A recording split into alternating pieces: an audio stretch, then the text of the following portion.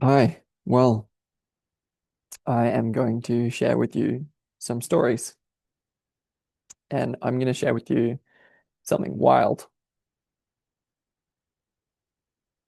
And you might take a minute to consider whether you can hold something wild.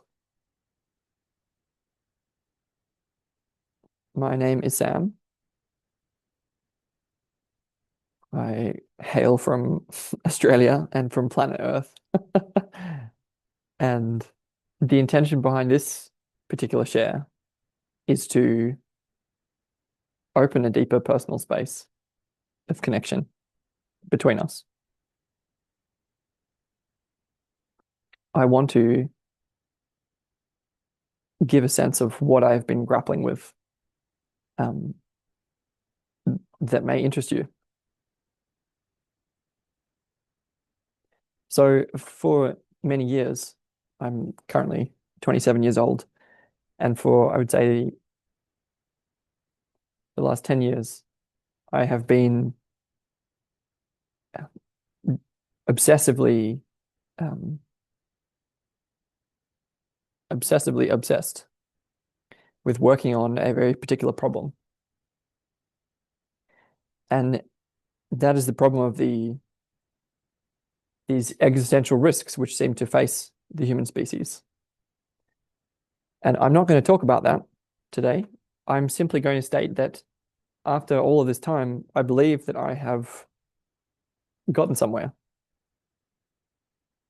I believe that I have discovered something important, and that if I share about it in the right way with you, that this it's a kind of technology, I think, which can be open sourced. And so it has to do with the problem of the separateness that we feel cut off from ourselves, from each other, from the natural world, and from a sense of something greater than us. And so this solution that I speak of,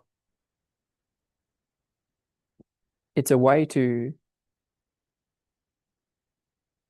it's a way toward reconciliation. It's a way toward mediation between any pairs of opposites. And I believe that it's a way to get to know ourselves more deeply and to bring the future into being through our relationship with ourselves.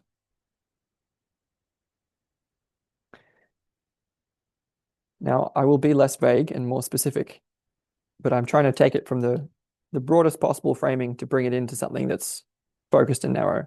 So this is an attempt. I am a I feel that I've discovered something, and it's actually a lady named Maria who discovered it all the way back in the 15th century.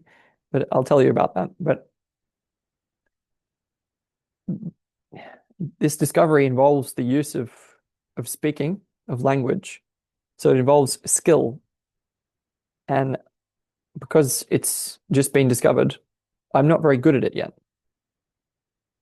And so when I speak, you might have a sense that there's something that this guy is talking about, but it's not quite clear yet. And I'm hoping to make it more clear over time. There's a quote, and it goes, one becomes two, two becomes three, and from the third comes the one as the fourth. It was quoted by a lady named Maria Prophetessa all the way back in the 15th century. And as a result of studying this quote, and as a result of deeply studying, on the one hand, the existential risk challenge of our time, the threats facing us, and on the other hand, as a result of studying the work of, I would say, three people in particular: John Vervaeke, cognitive scientist at University of Toronto; Daniel Schmachtenberger at Consilience Project and elsewhere; and Carl Jung, the depth psychologist, I have converged on an understanding of what that quote means. And that understanding that I have, I believe, can allow me to attempt to refer to our present ongoing experience, like in real time, in a way that discloses us to ourselves, in a way that reveals what's already here, in a way that hopefully brings us toward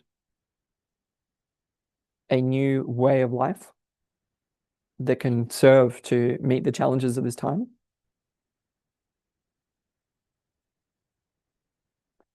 That can hopefully also result in us being more, quote, more conscious in the world and in life.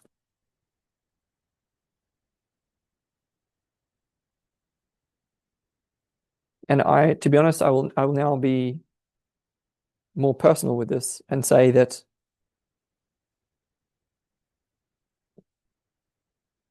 just yesterday and today, really, I have really landed with this. And it's really landed with me. So I feel that I have um, discovered something after years and years of intense effort on the same problem. And I haven't even been able to articulate what that problem has been.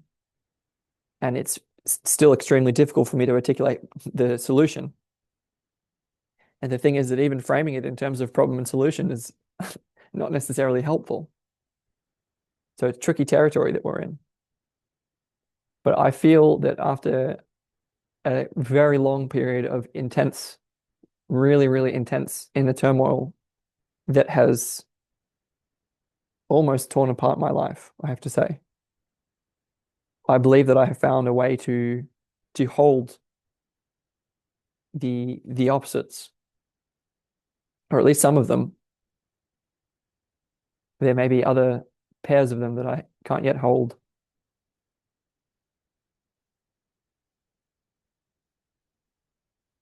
And so for me, this is kind of it's symbolically, it's kind of equivalent to um, I've been slaying dragons. I've been fighting them, and I believe that I have won. I've won something from them. I have a treasure or a piece of gold, and I'm attempting to share it with you.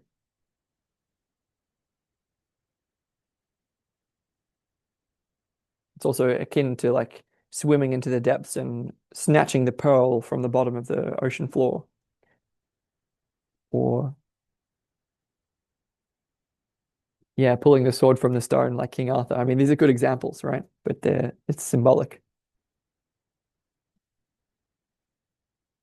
So the thing is that with this quote that I mentioned, one becomes two, two becomes three, and from the third comes the one as the fourth. I'm talking here about a way of orienting our language, a way of speaking, where we realize some of the hidden capacities or powers of language that have been not revealed to us so far. Where if we orient our language in the right way, we can, I believe, bring to greater consciousness that which has remained unconscious.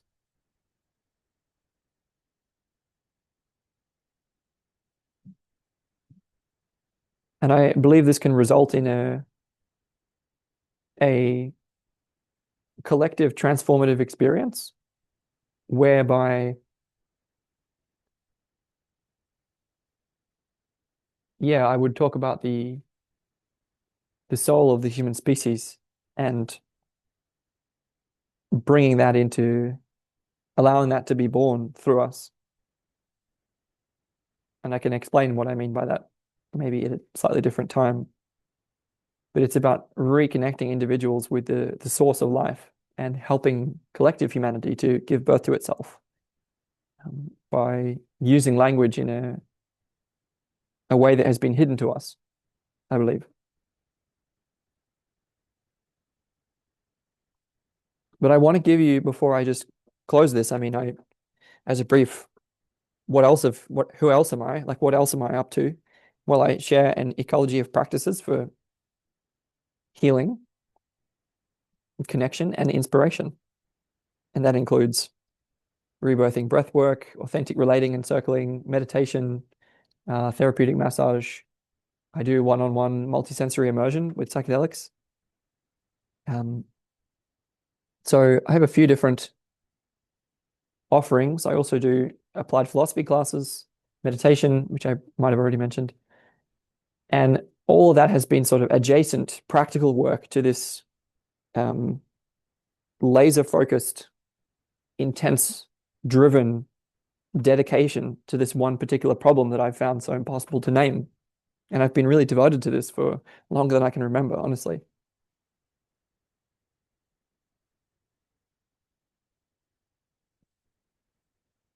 And in the last couple of months, I have been deeply immersed in a crucible of personal transformation that has been very dangerous and almost cost me everything. And I've been engaged in a deep study of the Red Book by Carl Jung. And I believe that by understanding this quote that I have named a couple of times, we can bring into view what Jung meant by the self.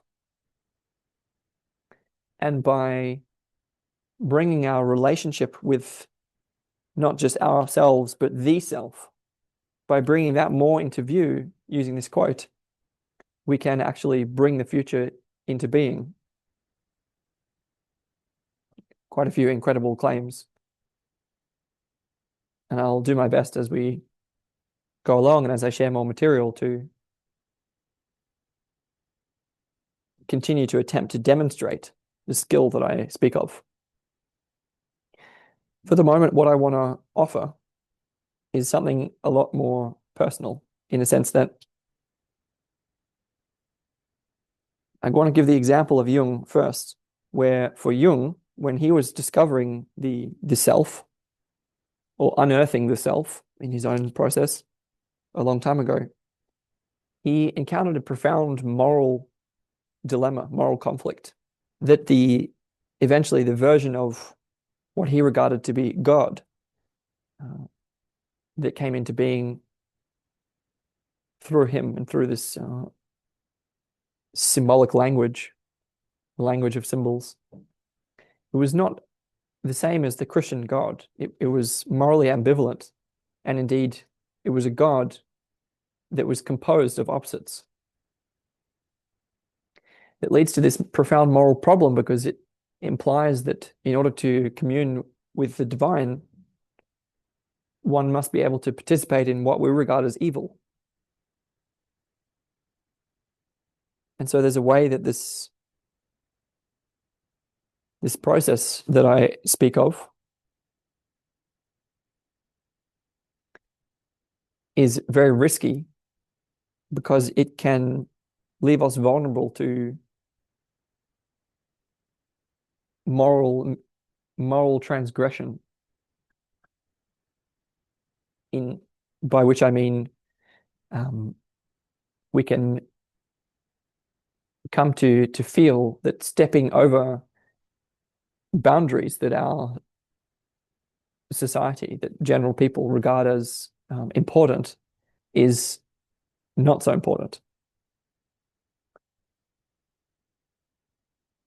And the crisis that I've just been through is to grapple with that problem within my own nature profoundly. And I believe find a way to hold that tension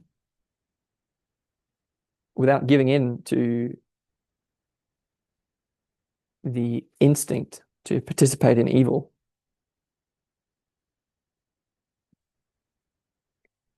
And it's by drawing upon the resources of the self, by deepening one's connection with the self, which you could think of as like the highest truth or the essence of your true nature, if you like.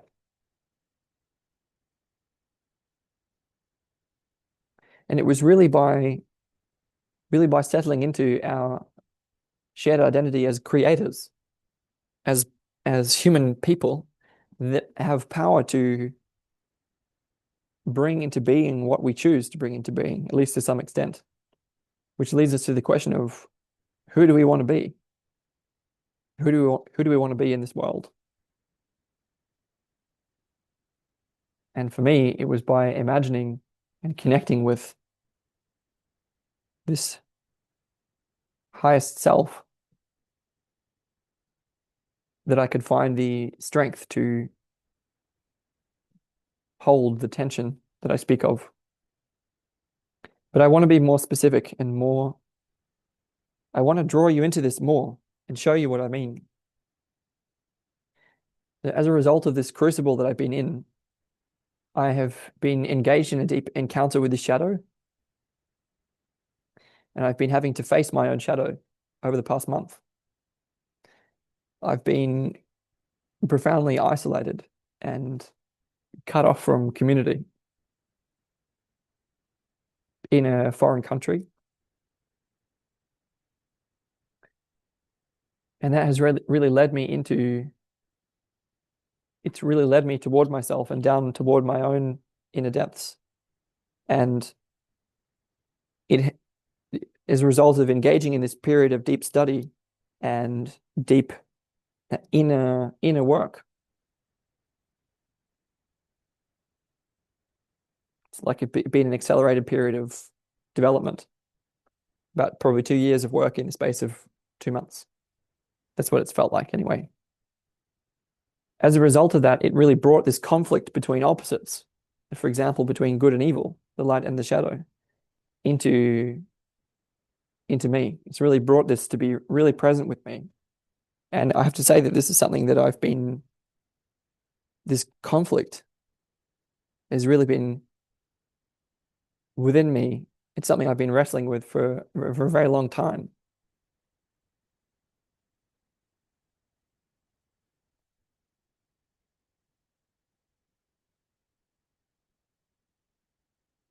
And it's a struggle that I felt quite isolated in. And so I want you to imagine that as I have been in this crucible, this really inner conflict has come to the surface. And how did that come to the surface? Well, it came to the surface in the form of the presence of the shadow. And so there was the risk that I could be what the Christians would call possessed by the devil, which is to do things that are not good. And fortunately, I was able to resist that and do the right thing. And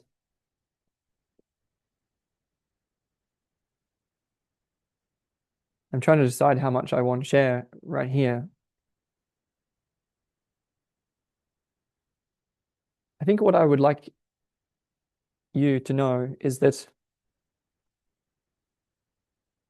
as a result of like where I've been staying, the place that I've been staying, where I don't know many people,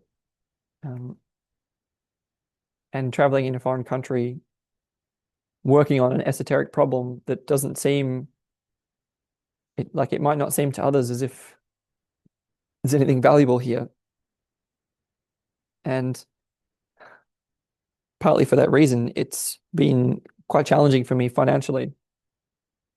I'm not in a place of financial abundance, to say the least. And that's because I've been obsessively working on this problem rather than spending time, selling myself on the internet. But having discovered the solution that I have discovered, I'm attempting to offer it to you slowly and carefully in the hope that you might recognize its value. And that in turn, if one does recognize its value, that my efforts below these many years may sometime be rewarded. And that's my reason for setting up a Patreon account. Because if someone really finds this valuable, then they may choose to help me to live.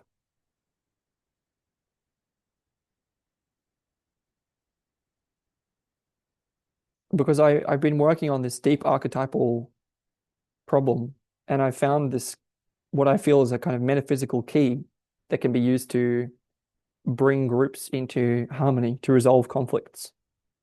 And if that's true, then it could be profoundly useful for humanity.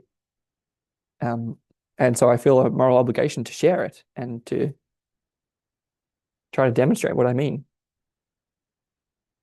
But I also have to consider my own position, and it's not a strong position. I'm attempting to offer you the fruits of many years of hard labor that have not rewarded me materially because it's not that stage yet.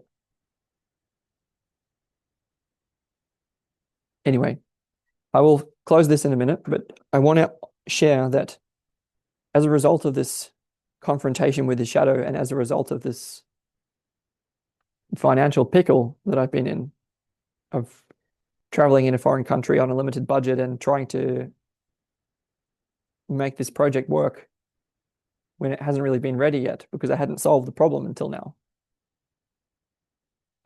As a result of all of that, and there's a kind of desperation, there's a kind of struggle, there's a kind of it's really not been working until I found this key. I have a key.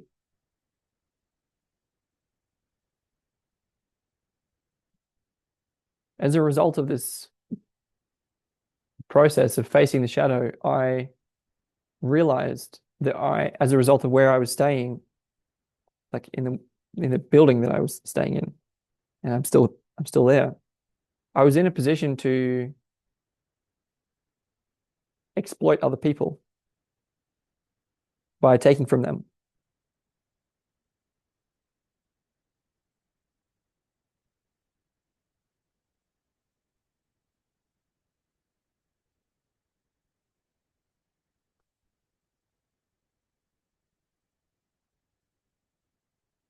And the forces which were moving through me and attempting to compel me were very powerful.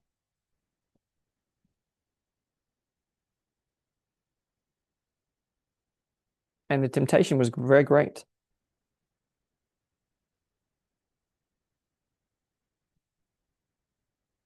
And I have really been torn apart by this inner conflict for the last month in particular.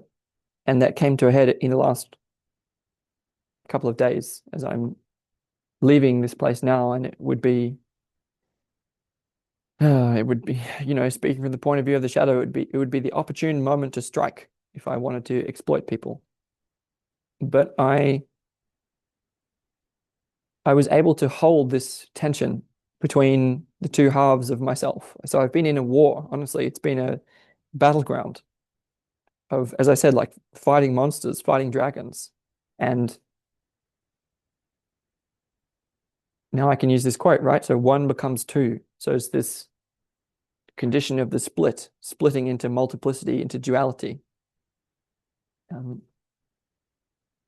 And by sharing this with you, I'm hoping that you can not only see this duality within me, that there is both good and the temptation for evil, let's say. I'm hoping that you also feel duality within yourself. This condition of one becomes two, where maybe you don't quite know what to make of me so far. You don't quite like what's he getting at? And is this someone who is being trustworthy and honest? I'm doing my best to be, and I'm trying to find the right balance. Like you might judge me and regard me as morally culpable because of the risks of the temptation to evil that I've been speaking of. But you also might recognize, I hope, that I hopefully have chosen the right path by not exploiting anyone. And I'm trying to convey to you the profound significance of that choice. Because if we're really able to recognize the duality of the human condition, all these pairs of opposites, then that implies that and I mean, Jung has more detail about this. It implies that if we avoid participating in evil, that we cut ourselves off from being whole, from wholeness, by externalizing the projection of evil to other people and not holding it within us.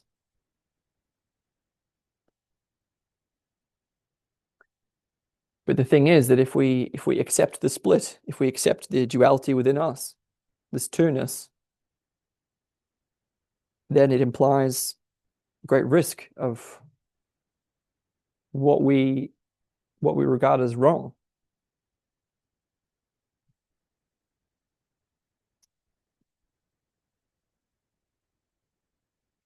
And so I want to point out to you that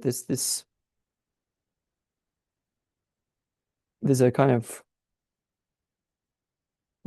what I found was this profound will, this free will within myself to just hold this creative tension, just hold this terrible conflict, this choice that I had to make.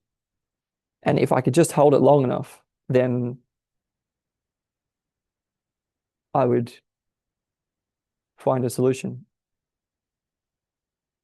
That's what I hoped would occur, and that's exactly what did occur. I was able to, and for example, I'll give you a different example of the same thing to illustrate this key that I speak of. So right here in this conversation, there is a creating, speaking, and there is a listening, receiving. And we call it, here is Sam doing the creating, speaking, and the other doing the listening, receiving. And there is this duality. You see, there's two. There's a two-ness. So one becomes two. The thing is that there's also three. And what do I mean by that three? Well, what I mean is that there is a free will that keeps us here. Something is holding us in this dialogue. Choice. And for reasons that I won't elaborate right now, that three, what's referred with that three, so again, one becomes two, two becomes three. It's not only the will that holds us here, but it's also the creative dynamic flow of forms that manifest in our language and our understanding of language. And so when I say two becomes three, by saying that I'm referring to some phenomena within this dialogue here, within this present moment. It might seem a little abstract still, but I'm really attempting to point.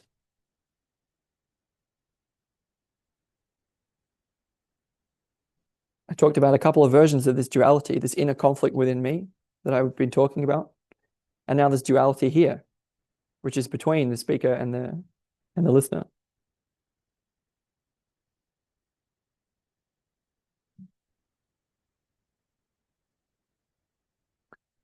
And the thing is that I might just be talking to myself. I might just be talking to myself. And that's the beauty of this, is that let's assume that no one listens to this. No one hears this. And I am just talking to myself. Well, it's a profound moment. It's a profound opportunity to deepen my relationship with myself by sharing who I really am and what I have really been grappling with.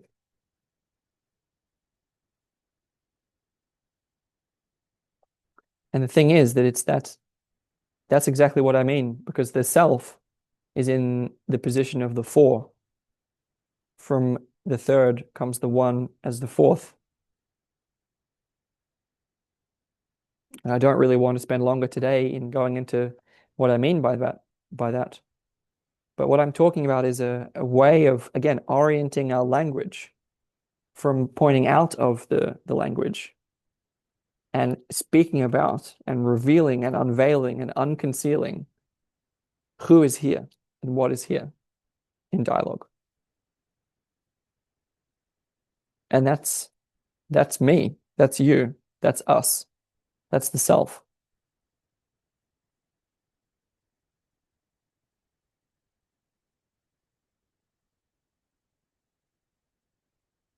I'm wondering what would a listener need for this to be more impactful for them? Well, hopefully you can have a sense of this profound conflict, this duality that manifests everywhere in your consideration of me, within yourself, and in the world. And hopefully you get a sense that I'm speaking of a way of speaking that can work toward remediation of these splits, these different pairs of opposites.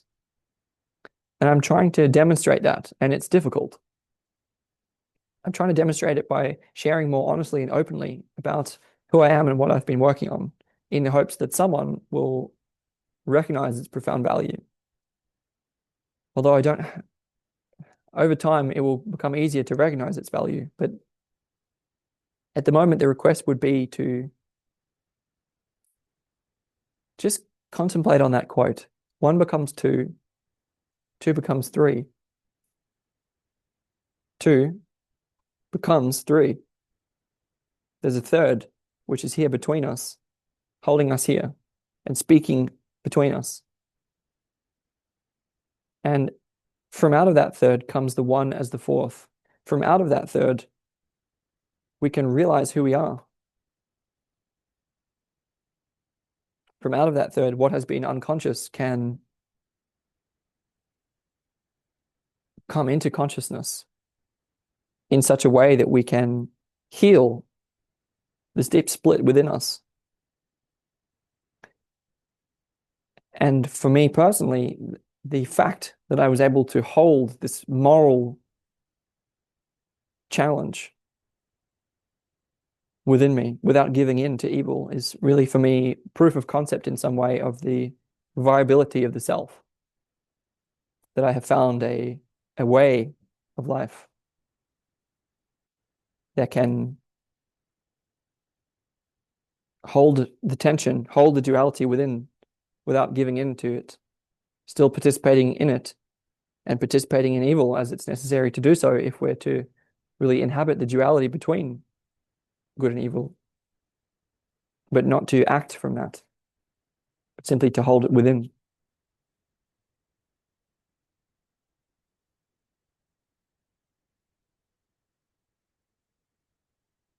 And so my hope as a result of this video is that people maybe become more curious and reflective and thoughtful about what I've shared. And in particular, this quote, which I believe is a kind of metaphysical key that one should be careful when wielding. And in time, I will share more about what it means and what it refers to in our present moment experience, hopefully in a way that can reveal more of our experience. And so this is my way to share, to offer the fruits of many years of labor. And I feel for myself that I've passed the greatest challenge that's ever been set before me.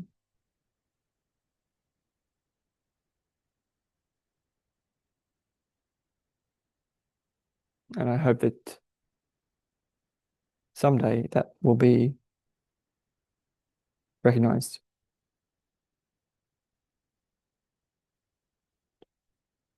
So this is my introduction. I'm currently traveling in Europe and looking for places to stay where I can continue doing my work and sharing the gifts that I've collected along the way.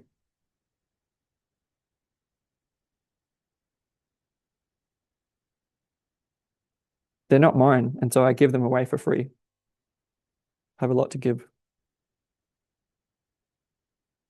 So thank you for your time and attention, and I hope that you will find this channel and my other sharings to be profoundly beneficial and useful to your life. And again, if that is the case, I would ask that you,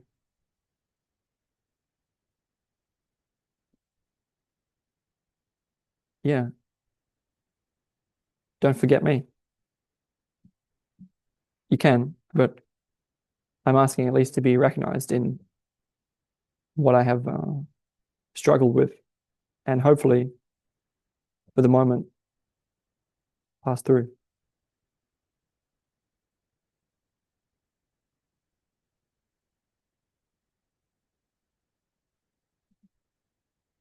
Take care.